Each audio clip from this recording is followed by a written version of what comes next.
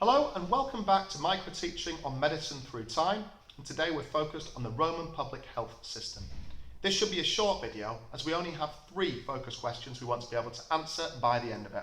Let's take a look now. Number 1, we want to be able to briefly describe the features of the Roman public health system. Number 2, we want to explain how and why it led to improvements in health. And number 3, we want to evaluate its effectiveness in improving the health of people living in the whole of the Roman Empire. Now, to get to grips with the public health system in the Roman Empire, it's best to begin by understanding just how important clean, fresh water was to these people. The Romans made sure that they had clean, pure water in all their cities by piping it from springs and from clean rivers down aqueducts and into reservoirs. Reservoirs were buildings where clean water could be stored before it was piped to different areas of a city. Here's where it would go. Some of that water would be diverted to public toilets, where it would be used to flush away any waste that accumulated there. Some of that water would go to the houses of the rich. If you were a rich Roman, it's likely that you would be lucky enough to have your own private water supply and even your own private toilets. A lot of the water would be diverted to the public baths. Now, public baths in Roman times were similar to how we see gyms, spas and health clubs today. There were areas to do exercise, there was entertainment there, you would also be able to get a good meal there. And there would be different pools, all of varying temperatures, some hot, some warm, some cold. The hot pools would all be heated by sophisticated ovens. Now, the Romans were also wise enough to know that poor people needed to have access to these public baths too. This was because they knew that a poor person living in a city who became ill was likely to spread that disease not just to other poor people but to rich people too. And for this reason, the Romans made sure that public baths were available to everyone for a very cheap fee.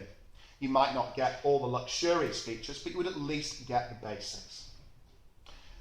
Water from the reservoir would also be piped to drinking fountains and cisterns. If you lived in a Roman city, you would never have to go far to find yourself a clean drink of water. And this was also because the Romans understood that clean water would keep you healthy, and that if you kept healthy, you were less likely to infect others. Now, all of this water had to go somewhere, and this is why we need to start talking about sewers and drains. Sewers and drains are important and underrated. If I asked you all who are watching this video to make a list of the things that you think are the greatest accomplishments of civilization, it's unlikely many of you would place sewers and drains near the top of the list. That is, until you consider what it would be like to live in a city if you didn't have one. Life in a city is only possible because of our drains and sewers, which get rid of the vast amounts of waste human beings put close together create. And remember, if it wasn't for those sewers and drains, that vast amount of waste would certainly be making people sick. Okay, the importance of all of this can be seen by the fact that one of the most important jobs in ancient Rome, the consul, was to keep oversight of this whole system. He was supposed to supervise and to make sure it ran efficiently and effectively. So we can see the esteem with which the Romans held the system that they had created. Now, before we get carried away, it's very important to acknowledge that most people who lived under Roman control in the empire did not live in these cities. In fact, most people lived in small farmsteads or villages, and for these people, life did not change much.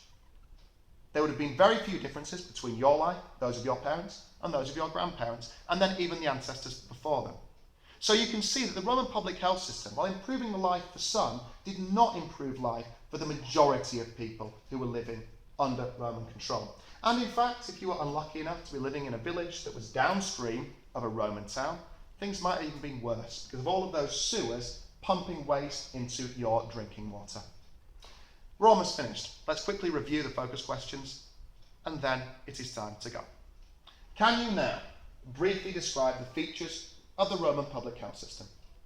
Number 2, can you explain how those features led to health improvements? And finally, can you evaluate the effectiveness? By this, can you explain why, although this was a strong system, it did not benefit everybody? Thank you very much for listening. More videos to follow.